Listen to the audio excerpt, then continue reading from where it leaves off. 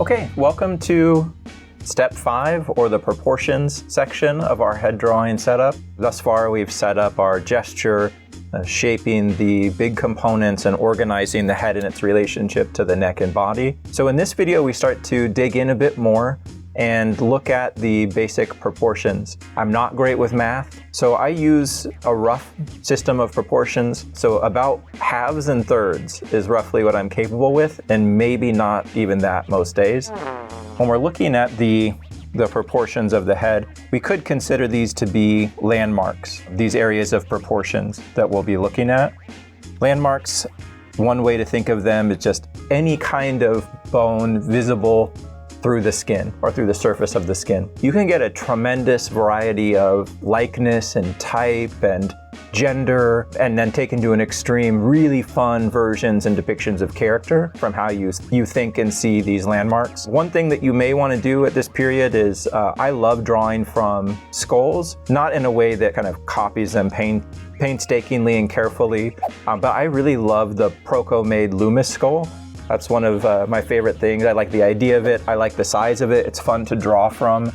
So this is step 5, right? We're gonna save, like I said, that practical implementation for a bit. The first thing that I always do, and this will be a pickup or a carryover from the prior video in our first 4 steps, is just return to an idea of the placement of the brow. So we know where that is.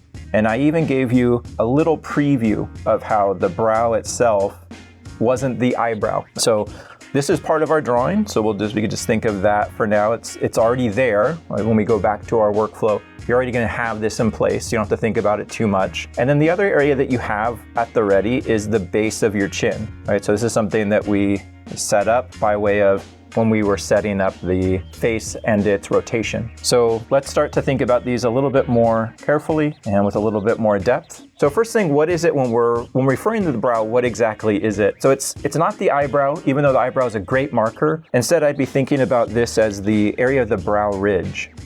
So think of the brow ridge as, here we'd have that front plane of the forehead. And then let's even take some notes as we take a look at these and move through this lesson on gender.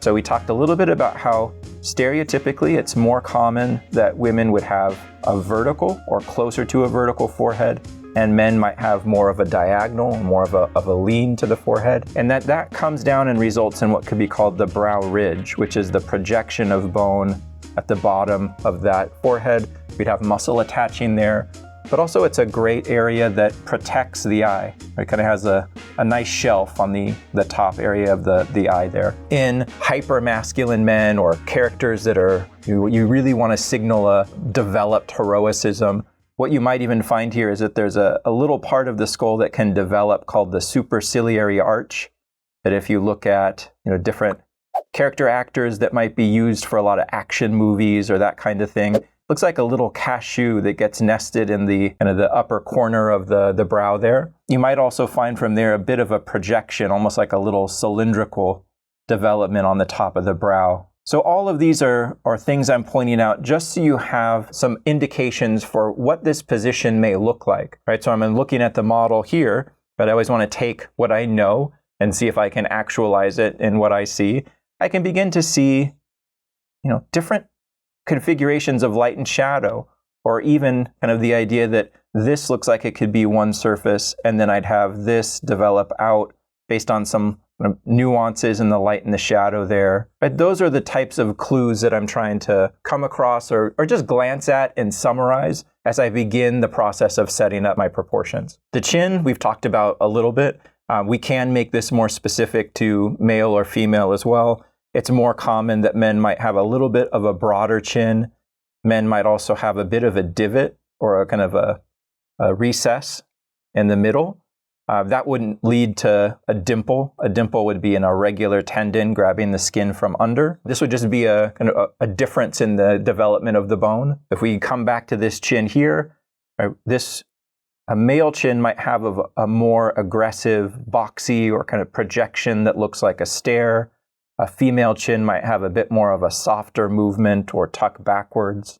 a recessive angle, right? So these are things so far we know, but just trying to add a bit more complexity to, so you become aware of more as you look and develop your drawings into having a greater level of detail. So I start to break up my proportions with halves and thirds. And this even applies to the figure proportions that I do. Outside of halves and thirds, math doesn't do too much when it comes into my brain. So when I look for my first half, so here's my brow, here's my chin, my first half would be the base of the nose.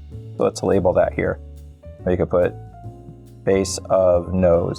And so what I'm not seeing, or what I'm not looking for, would be anything to do yet with the cartilage. So I'm not looking for the cartilage or the nostril or the ball of the nose.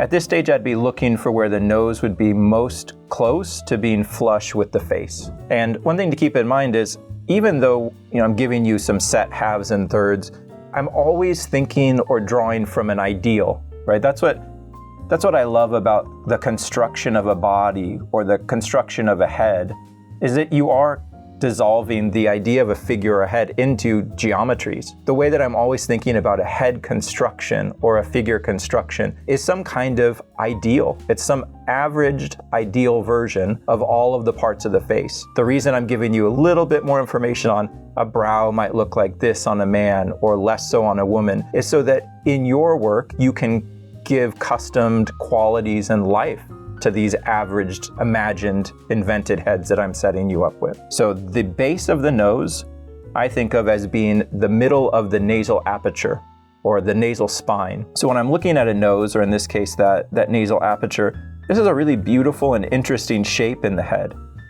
Right? I think sometimes we just think of the nose as a speed bump, like as we quickly get from the eyes to the mouth. Let's just try to move past the nose. But we can get a lot just from this basic shape. So sometimes in women, again, my references here to differences in gender or ethnicity are always based on kind of like a bell curve, right? I'm always thinking of extremes, just because it's all my head can manage as far as remembering the extremes of one or the other. But in actuality, we're all mixed together somewhere in the middle. So we're really all a mix, right? And the goal of likeness or developing these heads further would be to start to find these fun intricacies. So the nasal aperture could be more bell-shaped, it could be broader, it could be more square. This is where we'd have some attachment for the cartilage of the nose. But when I'm looking at my skulls, I'm trying to find this area as half. And then when it's time again for you to customize, maybe that's higher. Maybe it's lower, right? You can start to shift and pull these, like the beginning of games like Fallout or other games where you can customize your heads at the beginning, or you can make your character look the way you want, which would just be this, pushing and pulling vertices around to create different facial types, by adjusting proportions higher or lower. I try to think of that kind of like this at this stage. So we have our base of the nose at our first half. Now I'm gonna go up one more half. So right here, that looks to be about half between the brow and the base of the nose, and that would be the bottom of the socket. So that's where I'm gonna put my bottom of the socket line. Let's also write that. That'll be BOS. So what is the bottom of the socket created from? I think the most beautiful part of the face is the cheekbone, because it's so weird. And it took me a long time to figure out how to understand it and how to get it right, because I started out learning from the Andrew Loomis book, and the cheekbone in Andrew Loomis is one big rhythm from the top of the ear to the chin. So for a long time, I was pretty convinced that the cheekbone started up here somewhere, which led to a lot of really interesting drawings. So instead, we'd see the cheekbone starting lower, much lower, closer to kind of being in line perhaps with the base of the nose. And so instead we have the cheekbone, again, very much like a pair of glasses, like coming forward. So this would be the frame, and then the lens kind of turns in. So that cheekbone produces the bottom of the socket. But the cheekbone is this wild bone that creates, the bottom of your socket. It develops the temple. So it's really completing the outside of the eye socket for you. Right, so you have that as a result of the cheekbone. It then turns and starts to lead into the nose, and then fuses into the mouth. It connects all of the parts of the face in this really beautiful way. So what you're looking for would just be a halfway point. Halfway again. So I'll do one more half here between brow and base of nose. This area for me is the center of the eye. So I'd hang my sphere for the eye or ball for the eye on that line. And then also the bottom of the keystone or glabella. So this would be that spacing or that bone that creates the spacing in between the eyes. So if we look at this guy, it would be kind of this shape. So it's another really good shape to look for so that you can start to, again, here's the ideal. I'm thinking of this as a trapezoid, but this guy has a broader shape. Maybe a female face might have a narrow and more elegant or curved shape. So here would be, again, just to reference back to the cheekbone too, or bottom of the socket. That's my half here. You can kind of see how that highlight starts to hit on that turn for the cheek. And then halfway for keystone and center to the eye here. The other reason I think this is super important to find and to make sure you build some kind of relationship to the glabella or the keystone because I find a lot of my early drawings, and then sometimes students, do a really good job rendering the eye, but make a concerted effort to put as close as possible to the other eye on the face, right? So we just have this desire to really want to crowd those features. If you're forcing yourself to think about this keystone, it automatically kind of spaces the eye for you, right? So then we have to drop back from there down to the socket. So it does this nice job of kind of creating a space in between those sexy eyes. And that's pretty much it for this area, right? So base of the nose is halfway between brow and chin. Bottom of the socket is halfway between brow and nose. And then center of the eye and keystone would line up halfway between brow and socket. Bottom is thirds. So this area, base of nose to chin, I'll loosely separate this into 3 equal parts using 2 lines. So here is my first and my second, and then here we'd get 1, 2, 3 equal shapes. The first is where the lips part, or you could say that would be where the upper and lower denture area separate. So your lips would be here, and then beneath that, the second line would be an indication for the top of the chin. Now again, are they always going to be thirds?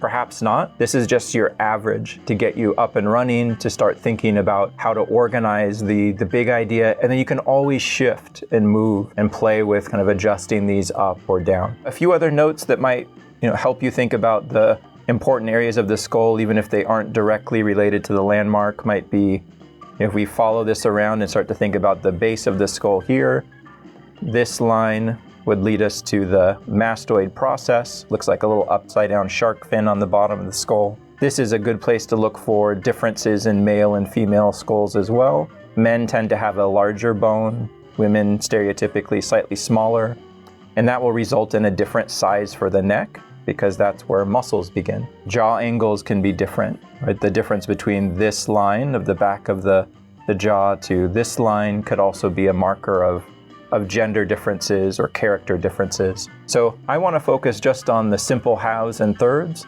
but our discussion and the wealth of knowledge that we could take and start to use in proportion can really push and advance the way we think of likeness later on. I want to make sure I make a nod to that, because I know that many people want to draw the face to draw a face, a specific face. But for now, let's take what we have here and see if we can start to integrate it back into our initial 4 steps.